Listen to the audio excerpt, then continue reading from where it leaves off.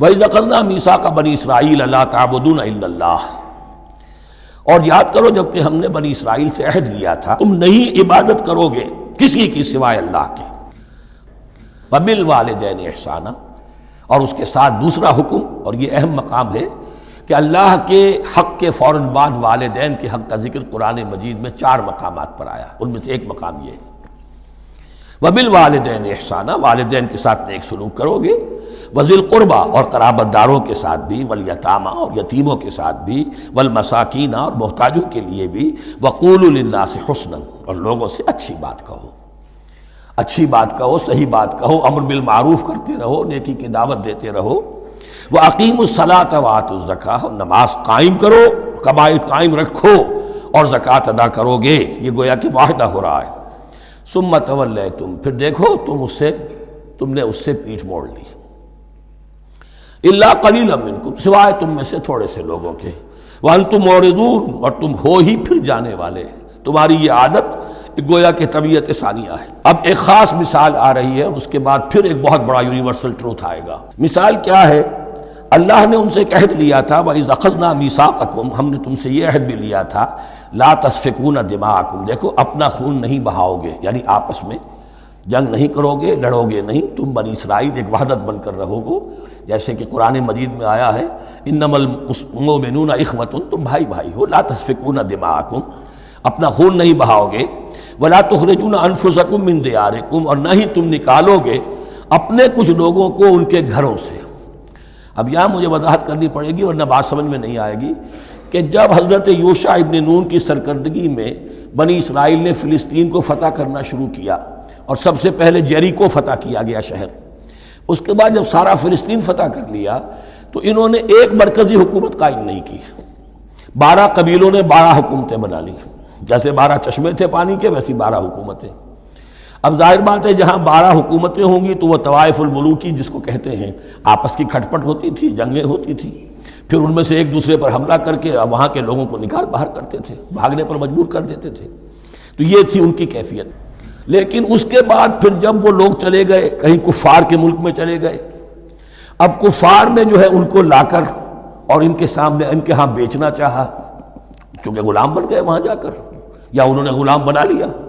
تو اب فدیہ دے کر چھڑا رہے ہیں کہ ہمیں حکم دیا گیا ہے کہ جو بھی تمہارا اسرائیلی بھائی ہو اس کو فدیہ دے کر چھڑا لو اگر کہیں وہ اسیر ہو جائے۔ تو ایک حکم کو تو مانا نہیں اور دوسرے پر عمل ہو رہا ہے۔ حکم تو یہ تھا کہ آپس میں خون ریزی کرو ہی نہیں، وہ اس حکم کو تو توڑ دیا، لیکن بڑے متقیانہ انداز میں اب جو اس وقت اس کی وجہ سے جو غلام بن گئے یا اسیر ہو گئے اب ان کو چھڑوا رہے کہ اللہ کا حکم ہے، شریعت کا حکم ہے۔ یہ ہے وہ تضاد جو مسلمان امتوں کے اندر ہو جاتا ہے، اس پر آئے گا وہ یونیورسل ٹروتھ۔ وَإِذْ أَخَذْنَا مِيثَاقَكُمْ لَا يَسْتَسْفِكُونَ دِمَاءَكُمْ، جب یاد کرو جب کہ ہم نے تم سے عہد لیا تھا کہ تم اپنا خون نہیں بہاؤ گے، وَلَا تُخْرِجُونَ أَنفُسَكُم مِّن دِيَارِكُمْ، اور نہ ہی تم اپنے آپ کو اپنے لوگوں کو ان کے گھروں سے نکالو گے، ثُمَّ أَقْرَرْتُمْ وَأَنْتُمْ تَشْهَدُونَ، پھر تم نے اقرار کیا تھا اس عہد کو اور قول و قرار کو مان لیا تھا پورے شعور کے ساتھ، تشہدون مانتے ہوئے، ثم انتم ہؤلاء، پھر تم وہی ہو، تم ہی ہو وہ تو تقتلون انفسکم، اپنے ہی لوگوں کو قتل بھی کرتے ہو، وتخرجون فریقا منکم من دیارہم، اور اپنے ہی لوگوں میں سے کچھ لوگوں کو ان کے گھروں سے باہر نکالتے ہو، تظاہرون علیہم بالاسم والعدوان، ان پر چڑھائی کرتے ہو گناہ کے ساتھ بھی اور زیادتی کے ساتھ بھی، وَإِن یاتوکم اسارا، اور اگر وہ قیدی بن کر تمہارے پاس آتے ہیں تفادوہم، تو اب تم ان کا فدیہ دے کر انہیں چھڑاتے ہو، وَهُوَ مُحَرَّمٌ عَلَيْكُمْ إِخْرَاجُهُمْ، حالانکہ ان کا تو نکالنا ہی تم پر حرام کیا گیا تھا۔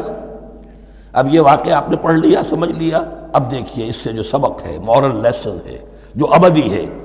أَفَتُؤْمِنُونَ بِبَعْضِ الْكِتَابِ وَتَكْفُرُونَ بِبَعْضٍ، تو کیا تم ہماری شریعت کے ایک حصے کو مانتے ہو اور ایک کو نہیں مانتے؟ اب دیکھیے یہ الفاظ اب ہوں گے تعویل عام، جہاں کہیں بھی یہ طرز عمل ہوگا تو یہ آیت اس کو کور کرے گی۔ افتؤمنون ببعض الکتاب وتکفرون ببعض، تو کیا تم مانتے ہو ہماری کتاب کے ایک حصے کو اور ایک کو نہیں مانتے؟ فما جزاء من یفعل ذلک منکم، تو نہیں ہے کوئی سزا اس کی جو یہ حرکت کرے تم میں سے، الا خزی فی الحیات الدنیا، سوائے اس کے کہ دنیا کی زندگی میں رسوائی ہو، ذلت ہو، ویوم القیامہ، اور قیامت کے دن یردون الی اشد العذاب، وہ لوٹا دیے جائیں شدید ترین عذاب میں، وما اللہ بغافل عما تعملون، اور اللہ تعالیٰ غافل نہیں ہے اس سے جو تم کر رہے ہو۔ آج امت مسلمہ پر 100% یہ آیت منطبق ہو رہی، پورے دین پر چلنے کو تیار نہیں۔ ہر گروہ نے کوئی ایک شے حلال کر لی اپنے لیے، ملازم پیشہ طبقہ ہے، رشوت حلال ہے، کیا کرے اس کے بغیر گزارا نہیں ہوتا۔ کاروباری طبقہ ہے، سود، کیا کرے اس کے بغیر تو یہ کاروبار چلتا نہیں۔ ہر ایک کے لیے، ہر ایک نے تو نیکی اور بدی کا ایک امتزاج ہے۔ کل دین جب تک وہ نہ ہو تو اس کی سزا یہ ہے خزی فی الحیات الدنیا، وہ ہمارے اوپر ہے۔ ضربت علیہم الذلۃ والمسکنہ، وہ خز اور وہ ذلت المسکنہ تھوپ دی گئی ہے۔ باقی رہ گیا قیامت کا معاملہ، وَيَوْمَ الْقِيَامَةِ يُرَدُّونَ إِلَىٰ أَشَدِّ الْعَذَابِ، شدید ترین عذاب میں۔ تو اپنے طرز عمل سے تو ہم اس کے مستحق ہو گئے ہیں، باقی اللہ تعالیٰ کی رحمت جو ہے دستگیری فرما لے اس کا اختیار ہے۔ لیکن دھمکی کا پھر انداز دیکھیے، وَمَا اللَّهُ بِغَافِلٍ عَمَّا تَعْمَلُونَ، اللہ غافل نہیں ہے اس سے جو تم کر رہے ہو۔ ہر سال عمرہ فرما کے آ رہے ہیں، کس رقم سے فرما کر آ رہے ہیں یہ اللہ کو معلوم ہے، یہ حلال سے کمائی تھی یا حرام سے۔ رمضان مبارک میں